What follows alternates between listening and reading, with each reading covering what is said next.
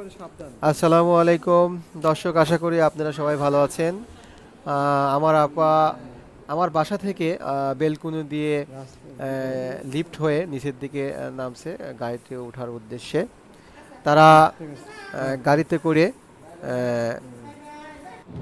এয়ারপোর্টে যাবে।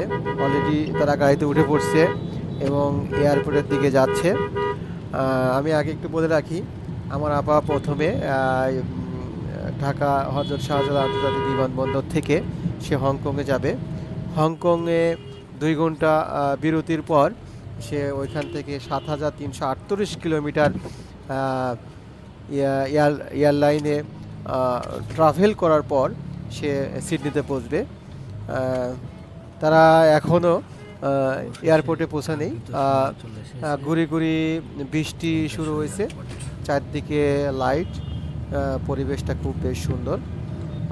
কিছুক্ষণের মধ্যে তারা এয়ারপোর্টে পৌঁছবে। সঙ্গে আমার ছেলে, আমার ছেলেও বলা চলে, ছেলে বা আমার ভাগ্নের 2 বন্ধু আছে আমার আপাকে সহযোগিতা করার জন্য।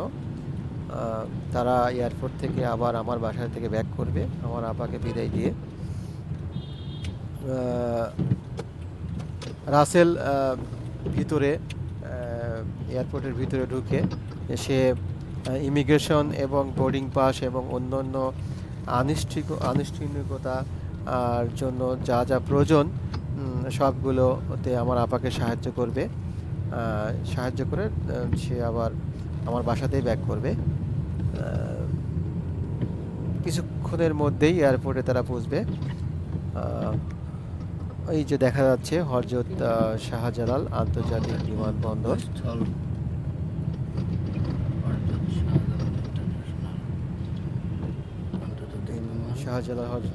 হযরত শাহজালাল আন্তর্জাতিক বিমানবন্দর, সুন্দর লাইটিং করা দেখা যাচ্ছে।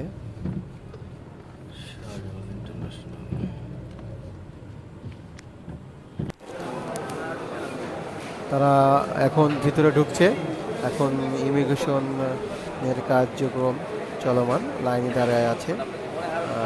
হয়তো কিছুক্ষণের মধ্যে আমার আপার ইমিগ্রেশন হবে। রাসেল আছে আমার আপার সাথে। রাসেল সব ধরনের সহযোগিতা করবে আপাকে, যেহেতু আপা নতুন, এই প্রথম সে অস্ট্রেলিয়াতে যাবে। সে